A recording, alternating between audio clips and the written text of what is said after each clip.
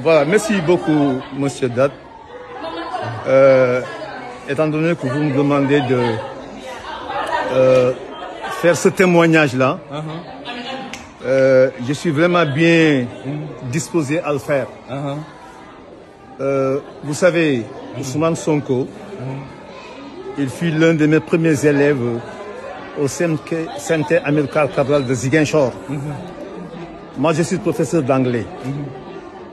Alors, quand je suis arrivé en 89, je l'ai eu de 89 à 90, je crois, pendant 2 ans au moins.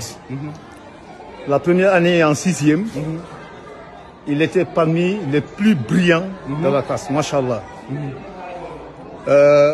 Il excellait en anglais et Dieu merci pour moi aussi.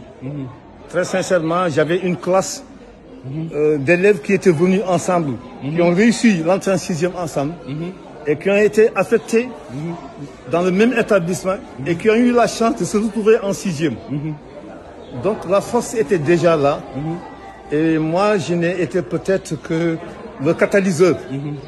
Donc avec l'anglais au début, un élève du CM2 qui arrive, voilà, qui rencontre un professeur d'anglais, alors qui en voulait aussi, ça a été une symbiose.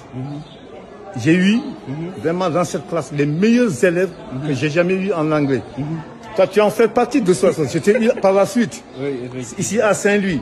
Mais à Ziguinchor, j'ai eu Sonko et ses autres camarades, et il était parmi les plus brillants de la classe.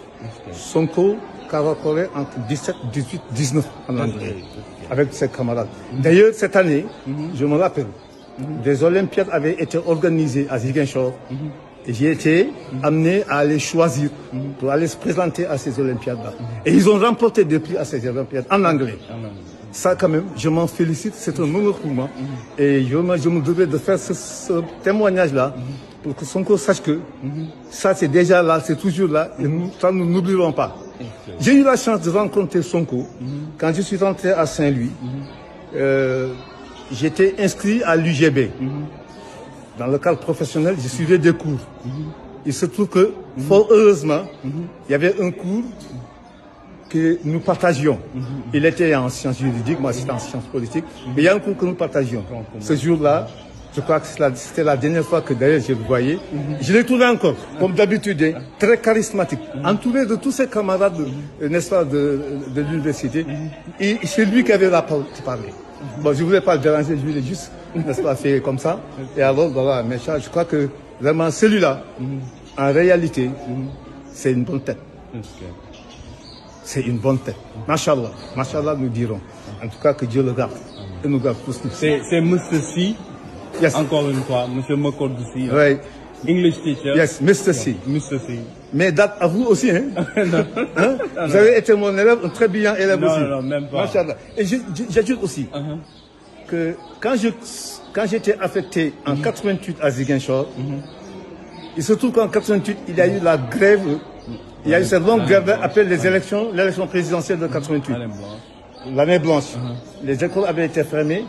Nous qui étions à l'école normale supérieure, on n'a pas eu la chance de faire nos stages pratiques dans les établissements. Mon stage pratique, je l'ai fait à Ziguinchor avec les Sonko. Sonko et ses camarades. Très sincèrement, ils se sont comportés de manière à éblouir, à ébahir le jury. Donc cette classe-là, je m'en rappellerai toujours. Elle fait ma fierté. Merci, prof. Thank you, Mr. C. Madame. Have a good one.